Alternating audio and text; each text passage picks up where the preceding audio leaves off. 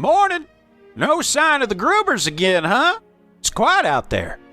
Oh, they're probably off visiting Victoria's cousins. Farmers do that. Yeah, I'm sure that's it. Well, you have a good day. Yeah, you too.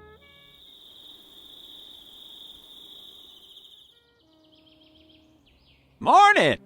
Hey, still no sign of the Grubers. Mail's been stacking up a bit. Might be spring cleaning. Takes a while to beat out the rugs, scrub the floors. Oh, yes. Farmers are known for doing that. Farmers. Always beating them rugs, am I right? All day long, just beating them rugs. Ho. Well, you have a good day. My best to Barbara. Have a good one. Be safe out there.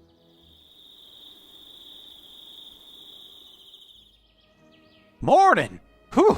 Chimney's smoking, but no one came to the door. Probably just butter churning. You lose track of time when you're churning that butter. Yeah, once you start, might as well finish the batch. That's right. Can't stop halfway, that's bad butter. I mean, bad butter's worse than no butter. I wouldn't touch it. Might as well use it as a dang cream at that point, I guess. Both have their merits, butter and cream. Can't live without butter, can live without cream. You need them in their separate states of matter. Well, you folks stay warm. Will do. Tell Annalise I said hi.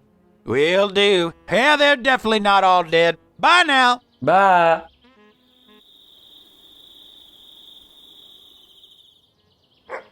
Morning.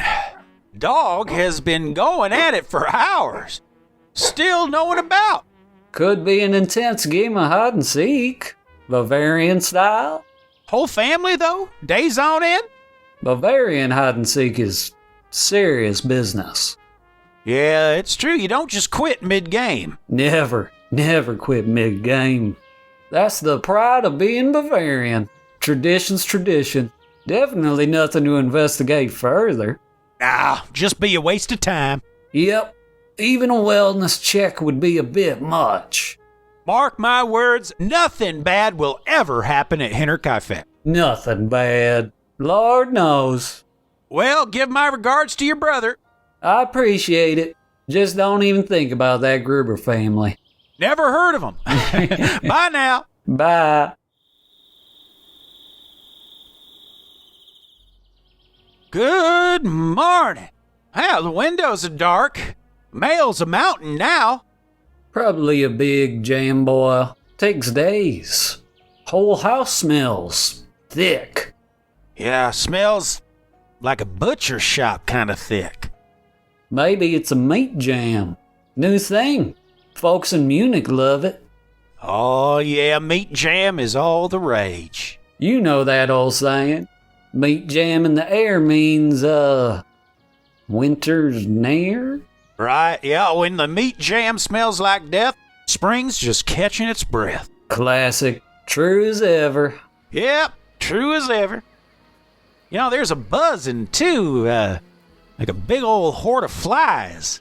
Bee honey jam. Happens when, the jam's sweet. Bees come first. Flies come after. Perfectly normal.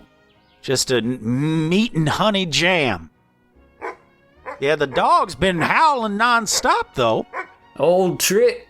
Keeps wolves away. Farmers do it. Nothing strange. I saw smoke coming from the chimney. I thought maybe someone was home, but no one answered. Could be a jam smoke. Thick jam needs heavy fire. Sometimes smells like iron. Right. Like iron or like a handful of pennies. Very healthy. Builds the blood. Yeah. You think we should check? No, never interrupt jam. Dangerous when it's mid-boil. Could explode. Everyone knows that. Oh, yeah, that's right. Jam explosions. Whole families wiped out that way. Safer to let them be. Yeah. Anyway, I'll finish my route. Not thinking about the Grubers at all. Don't you dare. Wouldn't dream of it. Lovely day. Lovely day indeed.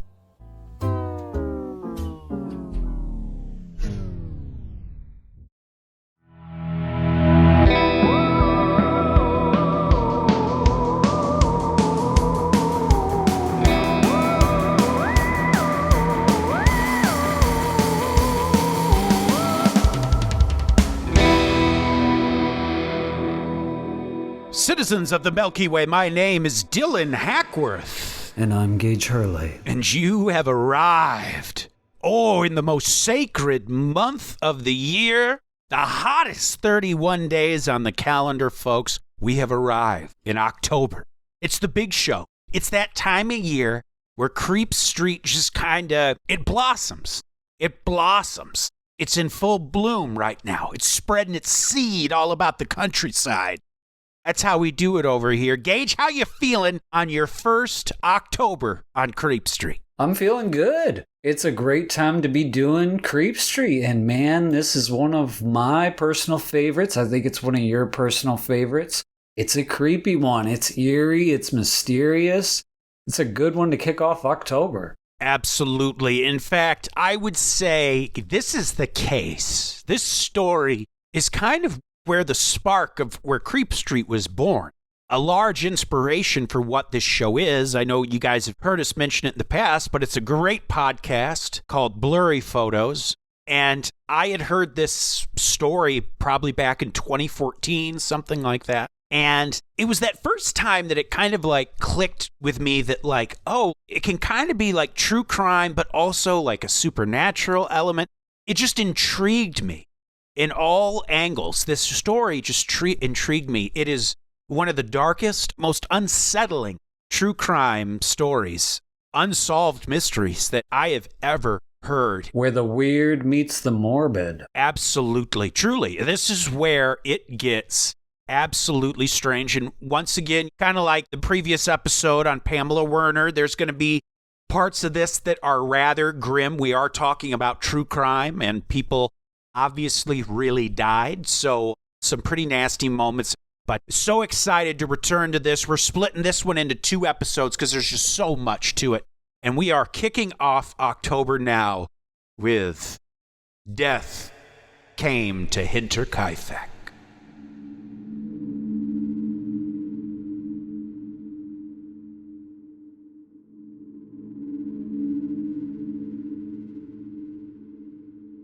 And my source was a book called The Farm That Heard No Scream by Louis D. Underwood. And folks, oh boy, this is a wild one.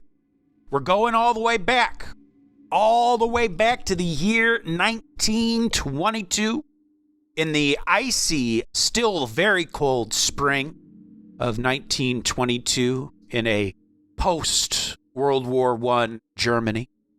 Let's start by setting the scene here. I want to do this right. The Bavarian countryside in spring, it could fool you. It sounds a lot like Michigan, honestly. Gentle hills rolling under a soft sky, lush green meadows stretching as far as the eye can see.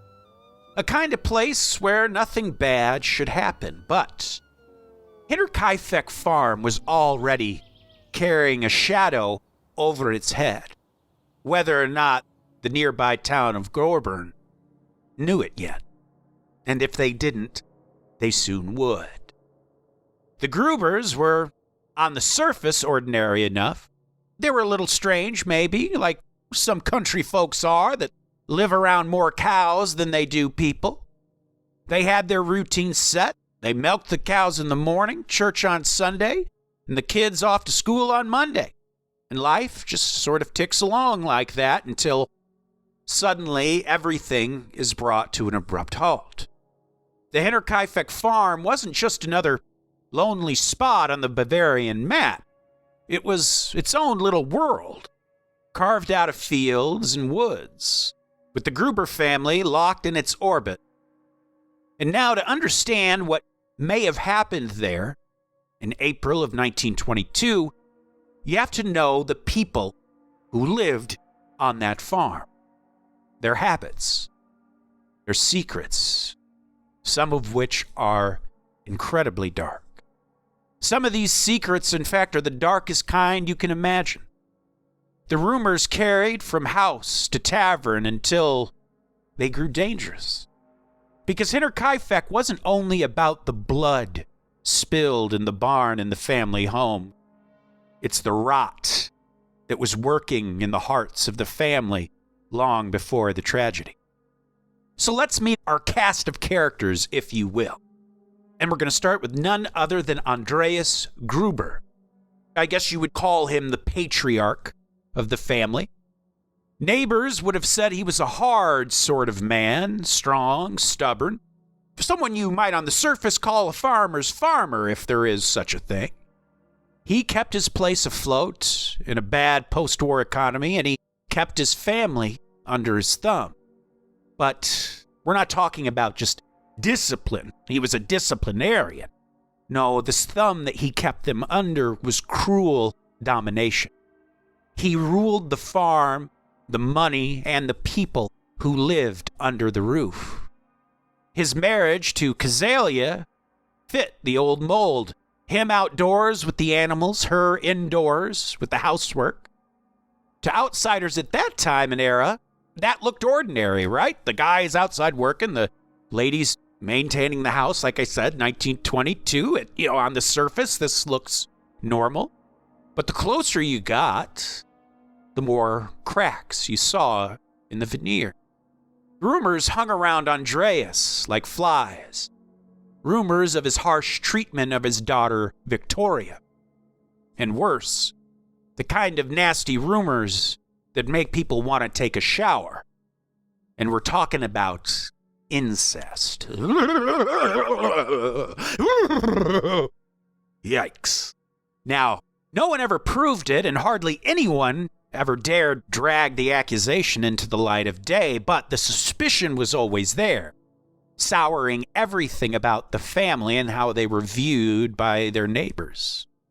For many in the area, it was simply an unspoken truth. They didn't need the proof to know.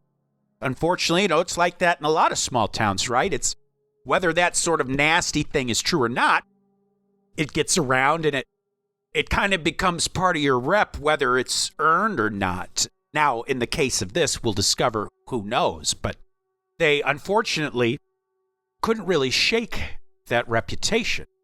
And next there is Cazalia Gruber. She's the matriarch of the family. Andreas's wife. She was quieter, easy to overlook in a crowd, they would say. People remembered her as a woman who kept her head down, did her work, and never raised her voice. But she certainly carried her own weight and melancholy. Some neighbors said they caught glimpses of it in her eyes. She had no real power over the farm and the family. She was just one in the middle, pressed between a husband's iron will and her daughter's ruined reputation. Now, the daughter, Victoria, is Victoria Gabriel. She was the real center of the whole story, really. It all hinges on Victoria. She was married once to a man named Carl Gabriel, who died in World War I. Now, Gabriel was the father of their daughter, the 7-year-old Cazalia. And I want to make sure so people know, obviously, just to keep people from getting confused, Cazalia is the name of the grandmother as well as the 7-year-old granddaughter. So in the future, I will make sure to say Grandma Cazalia or Little Cazalia, depending on who we're talking about. But Carl Gabriel was the father of his and Victoria's daughter, the 7-year-old Cazalia Gabriel. Victoria would never marry again, but she did date the family's neighbor, Lauren Schlittenbauer, off and on. And Schlittenbauer, the old Schlitz, he's a man that's going to play a big role in this story moving forward. Now, after her husband's death, Victoria came back to Hinterkaifeck. And here's where the core of the gossip smoldered the most. The real nasty heart of the drama. Joseph's father, Victoria's youngest child, 2 years old. Well, naturally, some said it was Lawrence Schlittenbauer, the man she had been dating off and on. But some said that the child's paternity actually belonged to Andreas, Victoria's own father. Some wouldn't say it at all, meaning they likely believed it was Andreas, but didn't even want to say it aloud. And whatever the truth is, Victoria carried that burden everywhere she went, knowing that many folks likely looked at her with pity, or worse, gossiped behind her back. But still, she sang in the church choir, clutching at respectability the best she could. Maybe praying that what had been done to her, if done at all, could be washed clean. Her journals that survived painted a picture of a woman desperate for normalcy, caught between duty and despair. And yes, once again, there's the children, Joseph, 2 years old, and little Kazalia, at 7. Like most children their age, they were too young to understand the weight that was pressing down on the adults around them. They lived in the shadow of that farm, kept close and rarely ever seen outside. Imagine these poor kids wanting to go out and play, especially if, there was other kids that were nearby, yet they were denied that. Their names are remembered not for who they were, but for the cruel way they were taken. And then there's Maria Baumgartner, the family's maid.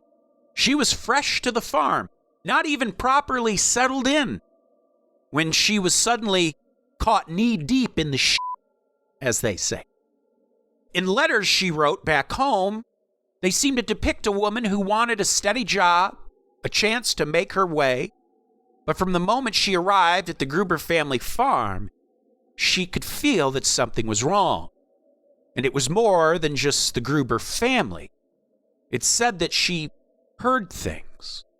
Footsteps overhead, furniture shifting, noises in the walls. She told her sister as much. Maybe she was the first to even sense what was waiting. But either way, she would never have a chance to leave once she arrived. So just a quick rundown so we can keep this all locked in our heads here. Andreas, 62, the violent patriarch of the family, Paul Gruber. And then there's Ma Gruber, a.k.a. Kazalia Gruber, who was actually about 10 years older than Andreas. She was 72 at the time of this horrible tragedy. Victoria Gabriel, their daughter, aged 35. And Victoria, as we know, was married to a man named Carl Gabriel, who dies in World War I. And she had one child with him, Kazalia Gabriel, who obviously shares the name with her grandmother.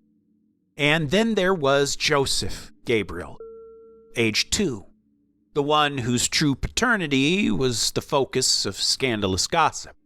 And finally, Maria Baumgartner, 44, who, while not family, lived with the family, or was supposed to be living with the family, as a live-in maid. And all around them there was the village. Early 20th century Bavaria was small and tight-knit and quick to talk. The Grubers were watched, judged, and gossiped about. Victoria's separation, Joseph's paternity, Andreas' cruelty, property disputes that they had had. It all fed this fire. Land, of course, was everything in those days, and fights over inheritance and wills only sharpened the claws of the swirling gossip. Lawrence Schlittenbauer came and went from the farm. His ties with Victoria never fully cut, even though they seemed to be an on-again, off-again sort. But people muttered, speculated, pointed fingers. And this was the atmosphere surrounding Hinterkaifeck. The family wasn't just unlucky victims of a faceless evil. They were already living under a storm cloud of secrecy and mounting tension. Each member carried a piece of it, their own burden. There was Andreas' cruelty, Gazalia's frightened silence, Victoria's shame, Maria's unease, and the children's innocence. This is the portrait of the family. It certainly doesn't solve any murders, and it doesn't explain why the blows fell heavy upon their heads, or why someone lived among their corpses for days afterward. But it does tell you this. Hinterkaifeck was haunted long before April 1922, and it was haunted by living people, by poor choices, and quiet accusations too dangerous to name aloud. Even before the first blood spilt, there was already this dark cloud of misery hanging over the land. Now that we've laid the groundwork, folks, let's begin.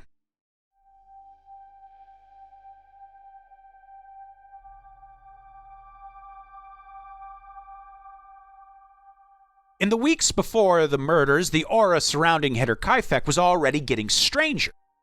Folks in town had said the farm, of course, had always been a little bit off, partially just because of Andreas's reputation and whatnot, but this was different. Something was happening out there, something no one could quite put a name to, but everyone could certainly feel that sort of uncanny. Everything looks on the surface like it's okay, but you can just tell something's off. And it all started with the snow, which was coming down in fresh droves that early spring, making clean, powdery drifts that billowed out across the land. But then came the tracks. One cold winter day, Andreas was out working on the farm as usual when he saw them. Boot prints in the snow. Such a mundane thing, of course, but on this occasion, it raised some red flags. These boot prints led out of the nearby forest, coming towards the farm, and then they simply stopped near the barn. And I do mean stop, as in this person didn't turn and walk another direction, didn't turn and walk back into the woods, didn't even come inside the house. It's as if the person who made the tracks should still be standing there. Think about that. It's such a mundane image, but when you really think about that, tracks in the snow that suddenly just stop. No turning back. It's not like there's any way to cover the tracks. Right. Absolutely. Really? So very unsettling, to say the least. And it's one of those things, why this story is such it's a slow burn. That little mundane fact of, it's not even that the tracks led from the forest into the barn or into the house. It's like they just stopped and whoever was there just vanished. It's just so weird. Yeah, I'm guessing there was snow in the barn as well and no tracks inside the barn either. Right. It's almost like they just stopped and then flew away. Exactly. Right. So the Grubers, of course, took notice of this, as did their neighbors, but no one could explain it. In fact, Andreas even called over some neighbors to say, hey, what do you guys think of this? And they obviously couldn't make heads or tails of it. One night, a man who lived in the area was walking home, and he swore that he heard the sound of crunching snow behind him, like someone walking. He stopped in his tracks, but the sound of snow crunching underfoot did not. So quickly he turned to find no one there. The sound of footsteps also stopped right as he turned around to look. There was only the sound of his own breath and cold air in the night. And then keys started to go missing around the farm, and not one or two, but several. And they were the important ones, too. The kind that open barns, cellars.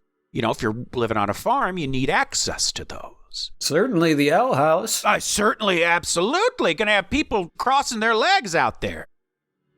Victoria even noted she couldn't get into parts of the property that she should have had no problem entering. And on the flip side, some doors were also found to be unlocked when they should have been locked. Doors began being found unlocked in the morning, even though Andreas was the kind to check and double check before he went to bed. Now, police would later call it probably forgetfulness or carelessness, or maybe family squabbling distracted them from making sure the doors were locked. But to the Grubers, it was something else. It felt like someone was watching, and maybe even amongst them. Yeah, I mean, if they've got access to the keys, that could mean they were hiding just about anywhere as well. Exactly. Maybe different places at different times to avoid the family. And what's so funny is you would think that if this was someone trying to hide in the house under their nose, they're not doing a good job of covering their tracks. They're leaving things unlocked and they're taking keys and hide. So it almost sounds like someone that they don't know is just using the keys as if they're part of the family and are just being careless with the keys. And then there were noises in the attic. That was some of the worst of the strangeness that the family experienced. They could hear obvious scraping noises, dragging sounds, and footsteps overhead like someone's moving around furniture. Victoria and her mother heard it as well. Neighbors even told the Gruber family that they were seeing lights in the windows of the family's attic. Later, when police went up there, they indeed actually found scraps of food and footprints on the dusty boards. Somebody had been living above them, breathing their air, listening while they slept. And this was while the family was alive. And keep in mind, many times, like if the family was doing stuff around the house and they heard these noises, Andreas on many occasions darted upstairs, went up into the attic to find no one. The neighbors are seeing lights, like I'm assuming like candlelight or something. And how many places are there to hide in an attic? Absolutely. It's not like this place was a palatial estate. It's a little farm. It's a humble farmhouse. Now, Maria Baumgartner, the new maid, she could feel the darkness hanging over Hinterkaifeck right away. In fact, she had just arrived at the farm. Like we said in her letters, she had long been looking for honest work, place where she could, work long term and just kind of make a little living for herself. Within hours of her arriving, she was already spooked by the place. It just didn't feel right. And boy, was she right about that. You see, the reason the family hired Maria as their maid in the first place is because their previous maid, Crescens Reiger, she quit, saying the farm was haunted. And neighbors even gave their own stories. They claimed to see figures standing in the tree line, hearing noises at night. The dogs would bark themselves hoarse over something. And even in a place that isolated where everyone sees something but no one steps in, privacy and honor and fear, call it what you want. It kept them all standing at the edge, watching but not helping. And not to mention Andreas was known to be quite the bastard. People probably didn't, if it were anyone else, would, at least pop their head in, see how the family's doing, but it's likely they all kept their distance because Andreas was just that big of a grade A asshole. Now, when police would write up a report later on, they treaded carefully.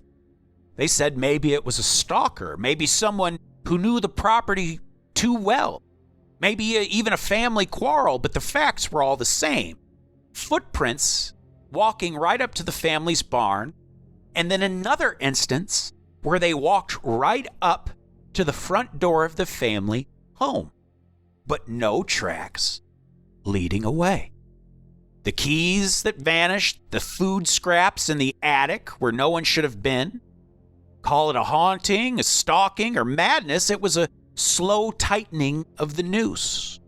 And by the time April came, the Grubers were already living in the shadow of whoever or whatever was out there, or in there with them. And that's the thing about this whole story, is the murders don't just come out of nowhere. This farm was, I guess you could say, under siege for weeks, almost in a spiritual like warfare. Obviously, the family strife, what they were going through, there was all these things that kind of come together. Something we mentioned in a lot of past episodes is it's believed that sometimes evil spirits will feed on that negative energy. They foster it. It's almost like a snack for them. And I mean, if there was some sort of evil entity living on that farm, because of Andreas, they had plenty to snack on. So, the day before the murders, it all started quiet. It was March 30th, 1922, just another Thursday on a lonely Bavarian farm, until Andreas Gruber noticed what no farmer wants to notice: a broken lock. doors tampered with, and once again, footprints in the dang snow coming right up to the property, but never going away. That kind of thing, it plants a worm in a man's brain. He told his neighbor, Lorne Schlittenbauer, and another local farmer, Kaspar Stegmeyer, he told them all about it. He pointed out the footprints to him. By late afternoon, the snow had begun to drift again.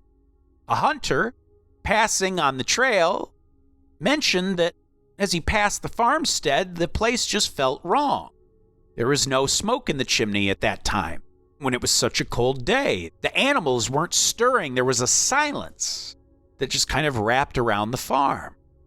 Additionally, this was also the day that Maria arrived to start her new job.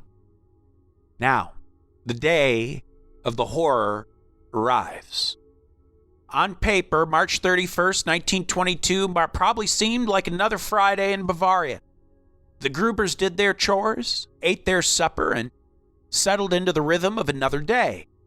But if you look closer and you consider the hindsight that we have now, it all seems obvious. The air on that farm was heavy, like the house itself was holding its breath. They all ate together that night.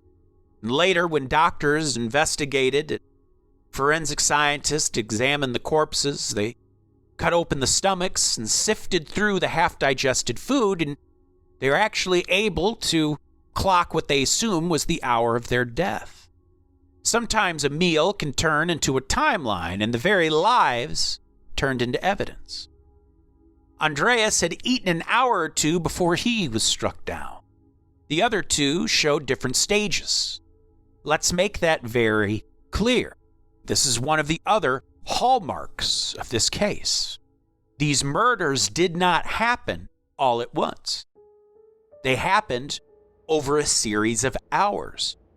A grim order of procession with someone picking them off one at a time. Andreas was almost certainly the first to die. If he was the hard man folks said he was, he would have likely posed the greatest threat to any potential violent actor. If anyone was going to put up a fight, it was likely him. Investigators think that the killer somehow tricked him, lured him out to the barn with perhaps a noise or maybe even a voice. And once he was inside, in the hay and the shadows, Andreas met the mattock. And to clarify, a mattock, essentially like a working tool that you would use, and one side is like a pickaxe, and the other side has a sort of a rounded blade that you would use for chopping or prying. Well, needless to say, Andreas' skull was caved in, his face pounded to a pulpy mush. The attack was brutal and fast. His wife followed him next, Grandma Kazalia. Investigators think that once she entered the barn, she was perhaps dragged or restrained before the blows came down on her head. Then it was Victoria. Whoever this killer was, they were killing the family one by one with a cold patience. The killer used the family's own habits against them. He seemed to know the layout of the farm. You would almost have to pull something like this off. You would have to know the way the family moved through their night. And whoever did this did not rush, didn't stumble. He isolated each of them like he was cutting threads from a spider's web. The last to come out to the barn was the young 7-year-old Kazalia, who likewise met her fate. We'll get deeper into this in part 2 when we really dive into the forensics of this case. But investigators would learn that young Kazalia, the 7-year-old girl, was likely alive for hours after she had been hit with the mattock. In her little hands were clumps of her own hair that she had likely torn out as she lay there in agony. That's just, to think of a 7-year-old, that's just the worst of the worst. It's the darkest. And of all the people to have that happen to, it had to be the little girl. Like, what? It's just cruelty, true cruelty. And that maybe is the most chilling part. How do you pull a whole family out one by one into the darkness in the dead of night without a single scream to bring the others running? The investigators puzzled over it. Did the killer call them by name from the dark, the way a neighbor might? Did he rattle the animals or knock something over so that the sound would lure someone out? Also, how do you know that you're just going to lure one at a time? After one or two people go, like, how do you know they're going to come out one at a time? That's the other thing. How do you ensure that you can lure 4 people out one at a time? I just don't get it. And at last, the little girl. Yeah, it almost sounds like somebody who would have studied their routine enough to know when they would get each of them alone.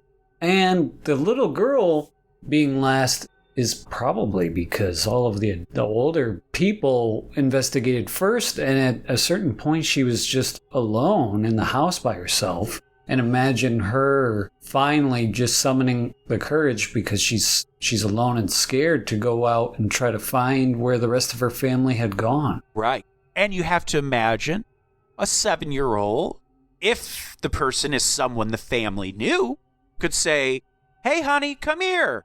Come on in here. Yeah. Hey, Mama's in the barn. Come on." Almost seems like that would be the biggest advantage they would have to lure any of them out, too, is to be a familiar face. That's true. Absolutely.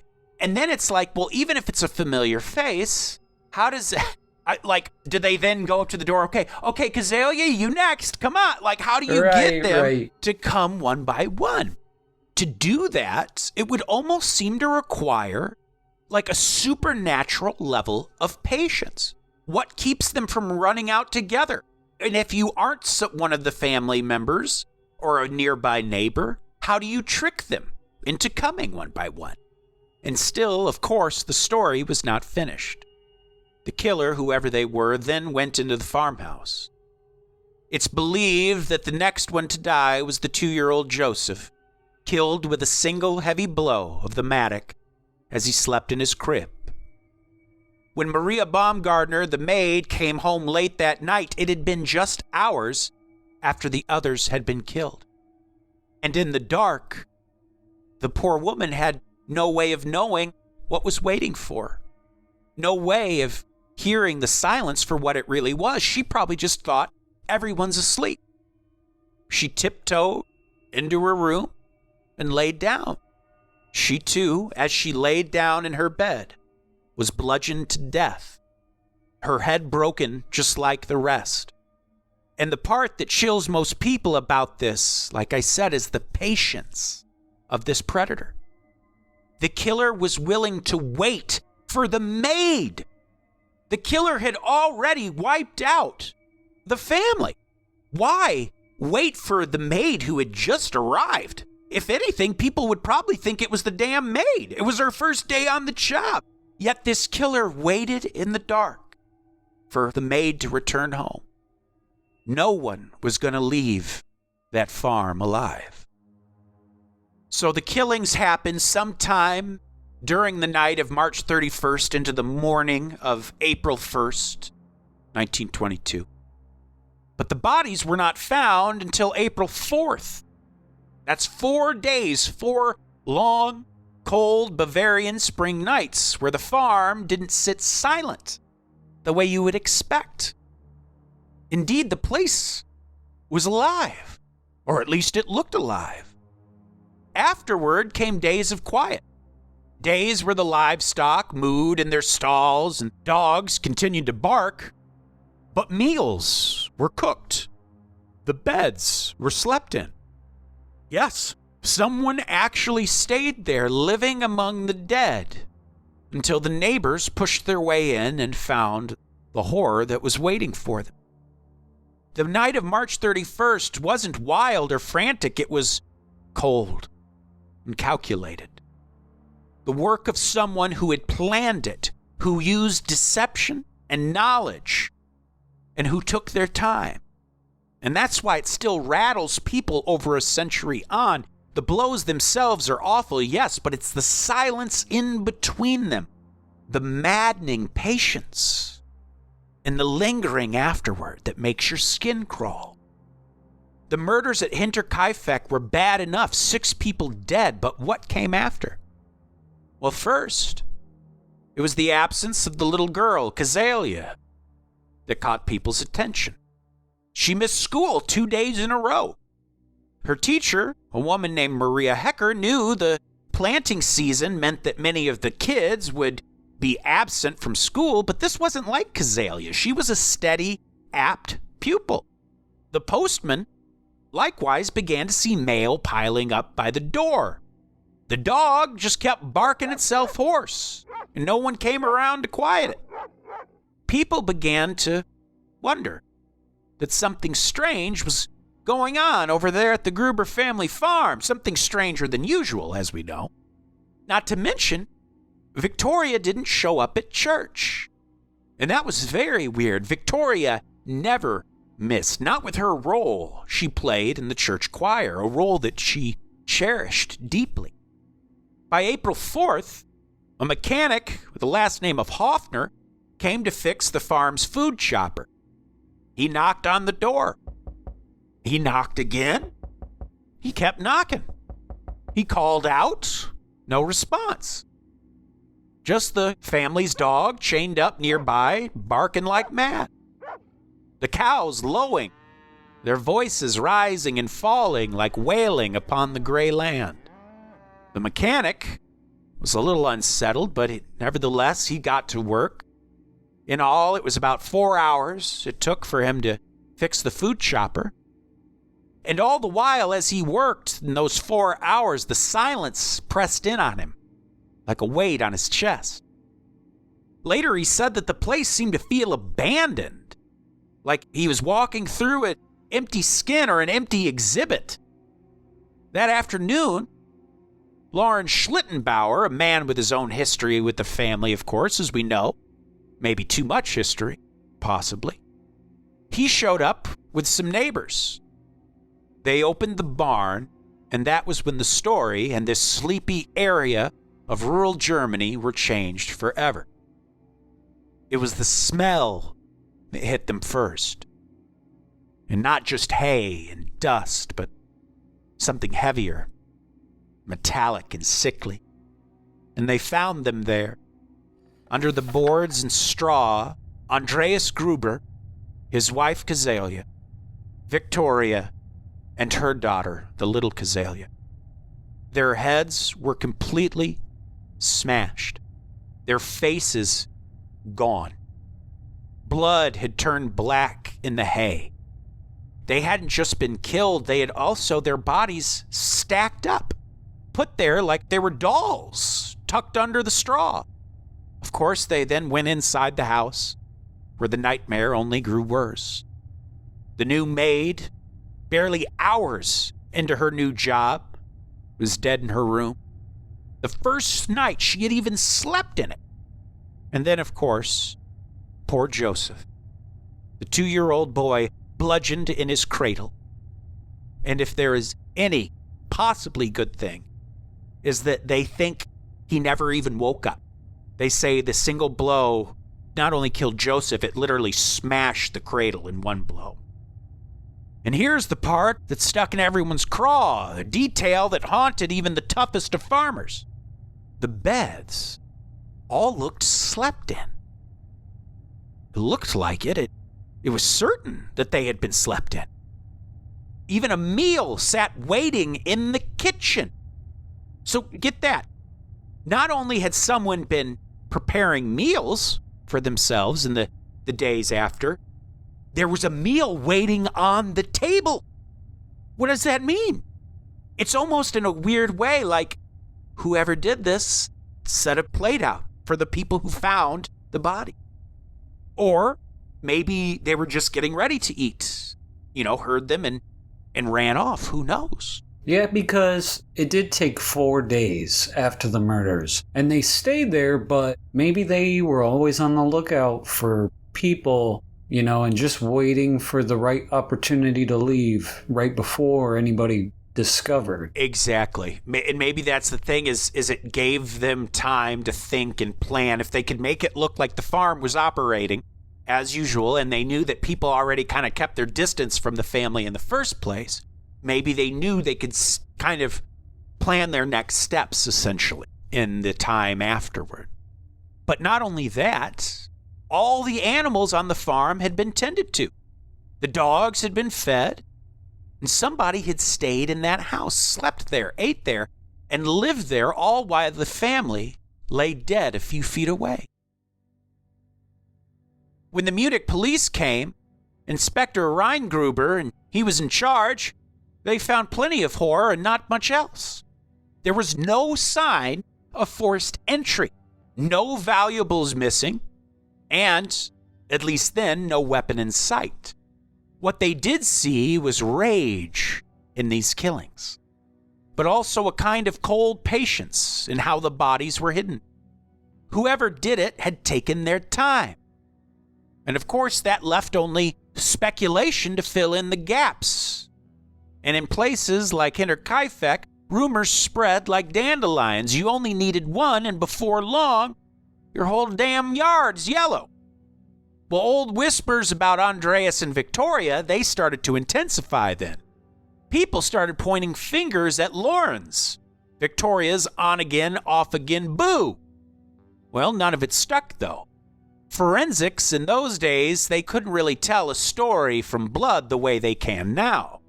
So the questions stayed, and the farm itself grew darker in people's minds.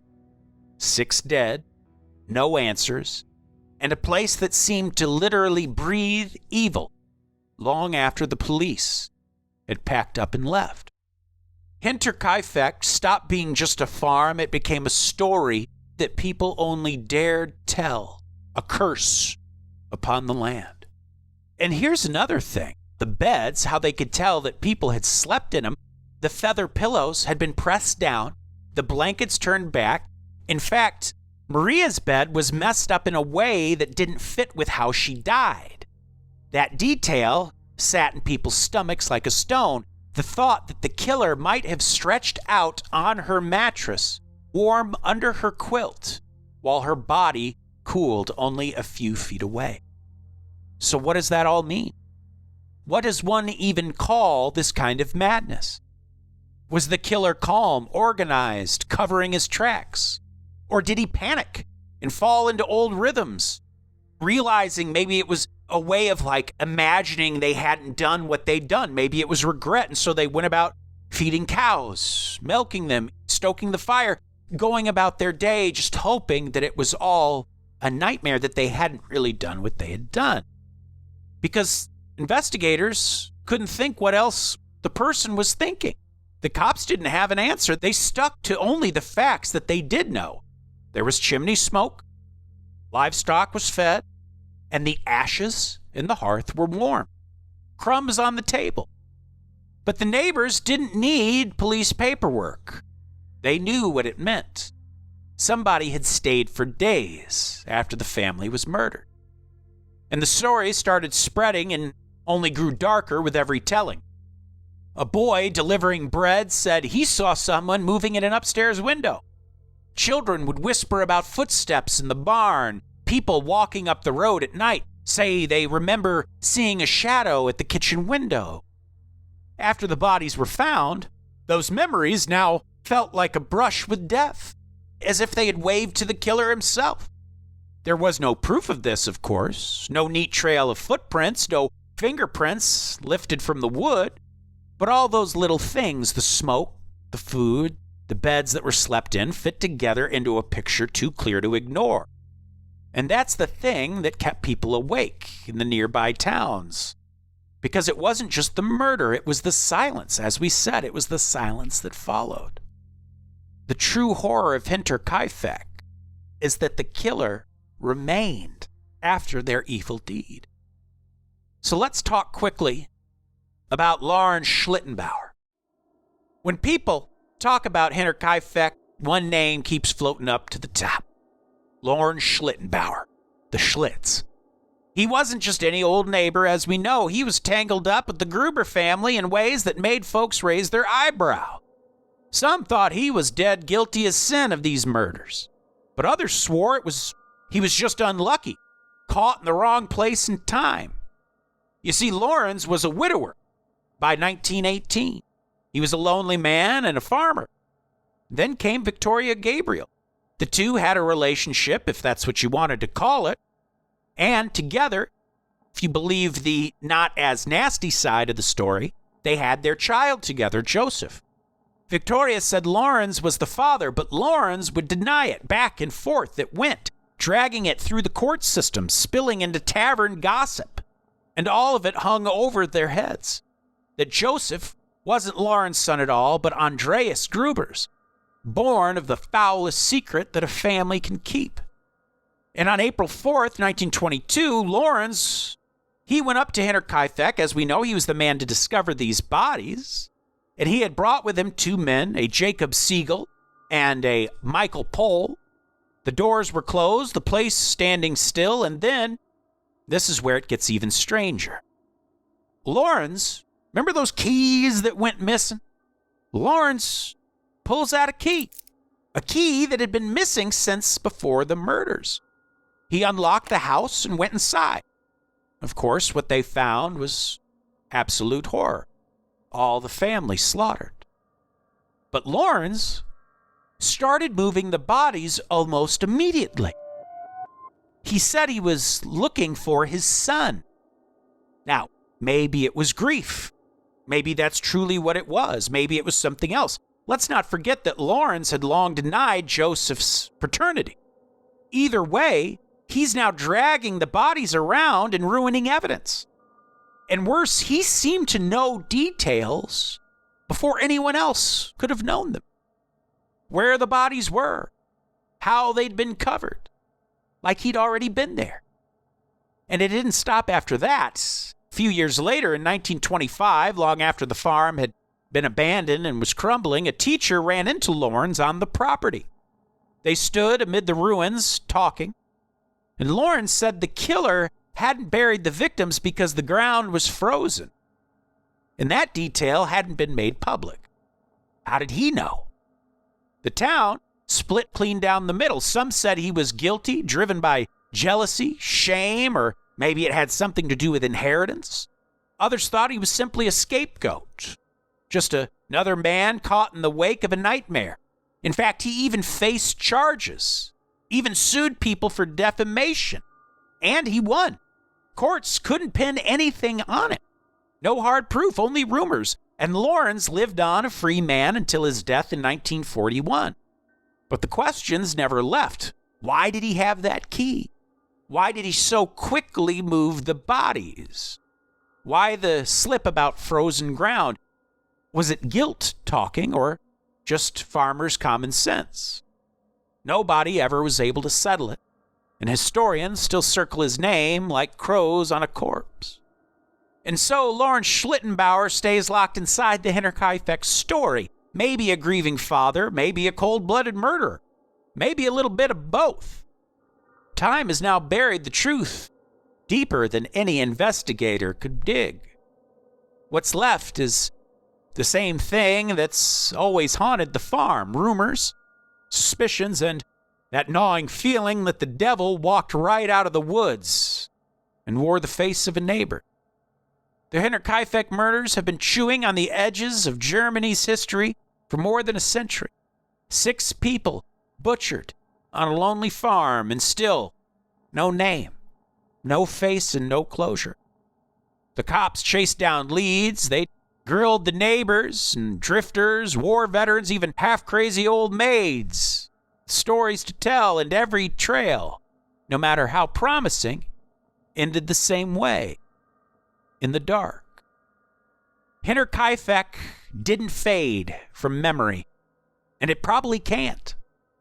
It's more than the story of 6 murdered people.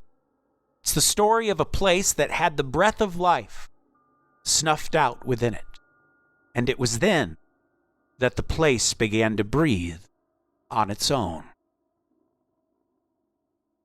And that is where we'll end part 1 of death came to Hinterkaifeck. And believe me, folks, there's so many more suspects we'll get into. Lawrence is just the guy at the top of the list. There are other strange possibilities for who the killer might be. Also, we'll get deep into the forensics, especially how 1920s forensics worked. Very interesting stuff to come out of there. And we'll get more specifics on everything. So excited to return with part 2. But Gage, what are you thinking, my man? I mean, this story has never lost its potency with me. It is still, obviously, it's a tragedy. You know, obviously 6 people died. It's horrible.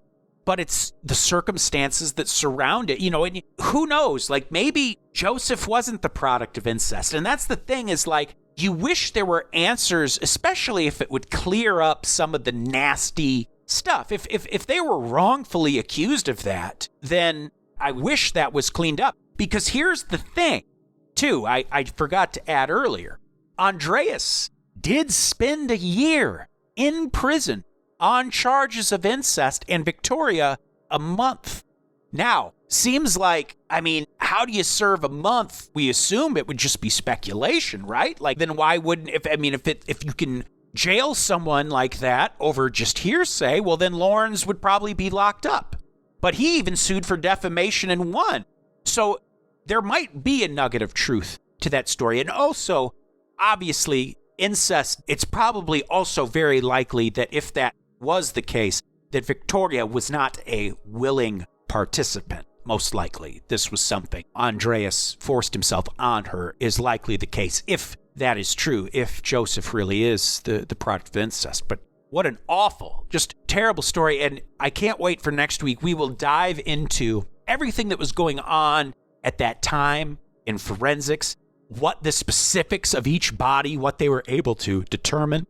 Very fascinating stuff ahead. But I'll tell you what, Gage, I got a list of names I know who'd keep the cattle fed. Oh yeah? Who's that? The names of our top-tier Patreon subscribers. Of course, the Dream James Watkins, the Finnish Face via Lundqvist, the Madman Marcus Hall, the Tenacious Teresa Hackworth, the Heartbreak Kid Chris Hackworth, the oh-so-suave Sean Richardson, the Notorious Nicholas Barker, the Terrifying Taylor Lashmet, the Count of Cool Cameron Corliss, the Archduke of Attitude Adam Archer, the Sinister Sam Kiker, the Nightmare of New Zealand Noeline Vivilli, the Loathsome Johnny Love, the Carnivorous Kevin Bogey, the Killer Stud Carl Staub, the Firestarter Heather Carter, the Conqueror Christopher Damian Damaris, the Awfully Awesome Annie, the Murderous Maggie Leach, the Serve Sexy Sam Hackworth, the Evil Elizabeth Riley, Lauren Hellfire Hernandez Lopez, the Maniacal Laura Maynard, the Vicious Karen Van Vieren, the Arch Nemesis Aaron Bird, the Sadistic Sergio Castillo, the Rapscallion Ryan Crum, the Beast Benjamin Huang, the Devilish Chris Doucette, the Psycho Sam, the Electric Emily Zhang, the Ghoulish Gert Hankum, the Renegade Corey Ramos, the Crazed Carlos, the Antagonist Andrew Park, the Monstrous Michaela Schur, the Witchy Wonder J.P. Weimer, the Freaky Ben Forsyth, the Barbaric Andrew Barry, the Mysterious Marcella, the Hellacious Cale Hoffman, and Pugblorb, the Poltergeist. Oh, yes, folks. Listen,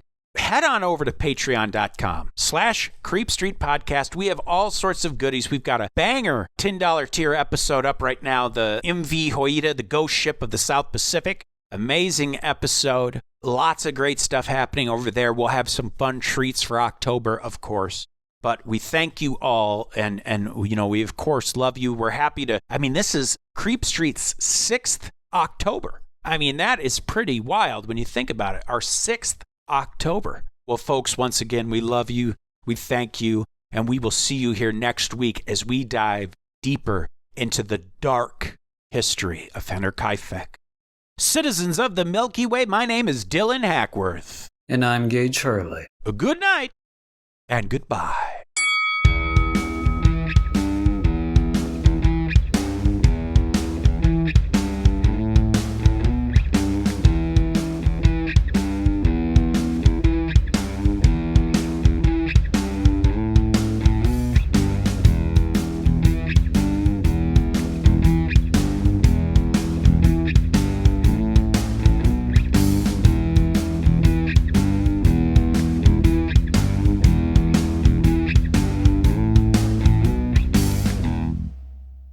What I love, you know, it's a slow burn.